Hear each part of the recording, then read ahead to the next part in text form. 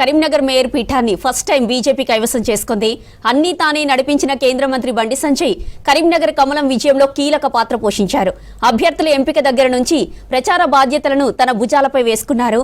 Poll management పై కార్యకర్తలకు సూచనలు ఇస్తూ ప్రతిపక్షాల ఎత్తులకు పై ఎత్తులు వేశారు. ప్రతి గల్లీ గల్లీ తిరుగుతూ కేంద్ర విధానాలను వివరించారు. దీంతో కరీంనగర్ కోటపై మొదటిసారి కాషాయ జెండా ఎగిరింది.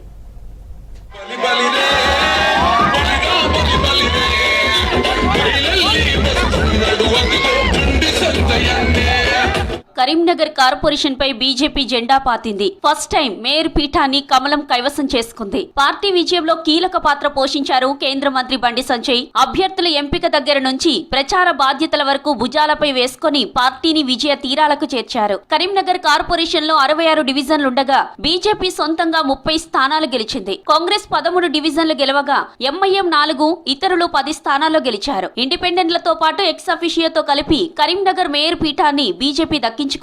పార్టీ ఏదైతే బాధ్యతనిచ్చిందో దాన్ని తూచా తప్పకుండా అమలు చేస్తూ ఒక సామాన్య కార్యకర్తగా ఇలా ప్రజల మధ్య తిరుగుతుంటే వాళ్ళ కరీంనగర్ ప్రజలు ఇలా భారతీయ జనతా పార్టీకి బ్రహ్మరథం పట్టడం నిజంగా ఇది పట్టలేని సంతోషం. ఇది ఉదయం నుంచి ఉత్కంఠకు గురి చేసిన ఫలితాలు చివరకు బీజేపీ వైపే మొగ్గు చూపాయి. ఉదయం కొంత కాంగ్రెస్ వైపు ఫలితాలు ఉన్నా మధ్యాహ్నం తర్వాత ఈక్వేషన్స్ మారిపోయాయి. బీజేపీ స్పష్టమైన ఆధిక్యాన్ని ప్రదర్శించింది. తెలంగాణ రాజకీయాలపై కేంద్ర హోంశాఖ సహాయ మంత్రి బండి సంజయ్ తనదైన ముద్ర వేస్తూ సమకాలీన రాజకీయ నేతలకు ఆదర్శంగా నిలుస్తున్నారు. రాజకీయాలంటే కార్యకర్తలను అవసరానికి వాడుకొని వదిలేయడమే ట్రెండ్ గా మారిన ఈ రోజుల్లో బండి సంజయ్ అందుకు భిన్నంగా అడుగులు వేస్తూ కార్యకర్తలకు నిత్యం వెన్నంటి ఉంటున్నారు. తన విజయానికి కారణమైన కార్యకర్తల అందరి రుణం తీర్చుకుంటున్నారు.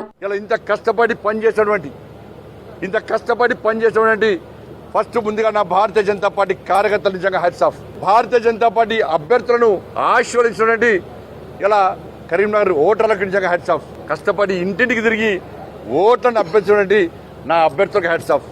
ఇలా ఇవన్నిటికీ కారణం నా తల్లి మహాశక్తి మాత. టికెట్ల కేటాయింపులో తనదైన ముద్ర వేశారు సంజయ్. పార్టీ కోసం అహర్నిశలు కష్టపడి పనిచేసిన కార్యకర్తలకే గత పంచాయతీ ఎన్నికల్లో టికెట్లు ఇవ్వడమే కాకుండా ఆర్థిక వనరులను కూడా స్వయంగా సమకూర్చారు. అభ్యర్థుల గెలుపు బాధ్యతలను పూర్తిగా తన భుజాన వేసుకున్నారు. ఫలితంగా తన పార్లమెంటు పరిధిలో 108 సర్పంచ్ స్థానాలను కైవసం చేసుకుని రికార్డు సృష్టించారు. ఇప్పుడు కరీంనగర్ కార్పొరేషన్ లో 66లో 56 మంది సామాన్య కార్యకర్తలకు టికెట్ ఇచ్చారు. ఇదే ఇప్పుడు కరీంనగర్ బీజేపీ గెలుపులో కీలకమైంది.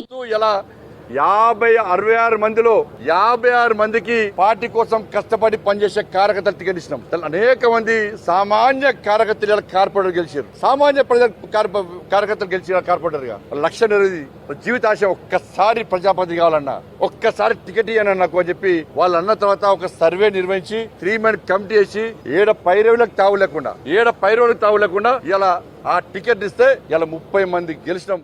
ప్రచారాన్ని అన్ని తానే వ్యవహరించారు సంజయ్. ఉదయం 6 నుంచి రాత్రి 10 గంటల దాకా కార్యకర్తల గెలుపు కోసం గల్లీ గల్లీలో తిరుగుతూ విస్తృత ప్రచారం నిర్వహిస్తూ ఓట్లను అభ్యర్థించారు. అదే సమయంలో అభ్యర్థుల ప్రచారం ఎట్లా ఉంది, వారెక్కడ వెనుకబడ్డారు, ప్రత్యర్థుల ఎత్తుగడలేంటి అనే అంశాలపై ఎప్పటికప్పుడు ఆరా తీస్తూ బీజేపీ అభ్యర్థులను అలర్ట్ చేస్తూ వారు పోటీ చేసే డివిజన్లలో, మున్సిపల్ వార్డుల్లో బీజేపీ గెలుపు తథ్యమనే వాతావరణం కల్పించడంలోనూ బండి సంజయ్ అలుపెరగకుండా పనిచేశారు.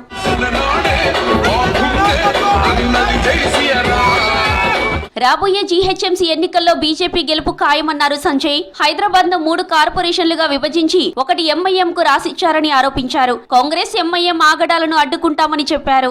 ఇలా కరీంనగర్ లో ఏ విధంగా విజయం సాధించినామో వాళ్ళ హైదరాబాద్ భాగ్యనగర్ కూడా రేవంత్ రెడ్డి గారి ప్రభుత్వం సొంత ఆస్తులు అన్నదమ్ములు వంచుకున్నట్టు ఎంఐఎం పార్టీకి ఒక ఏరియాను గుత్త రాసిచ్చి ఇలా కాంగ్రెస్ పార్టీకి మరణ శాసనం కాబోతుందని గుర్తుంచుకోవాలి రేవంత్ రెడ్డి గారు.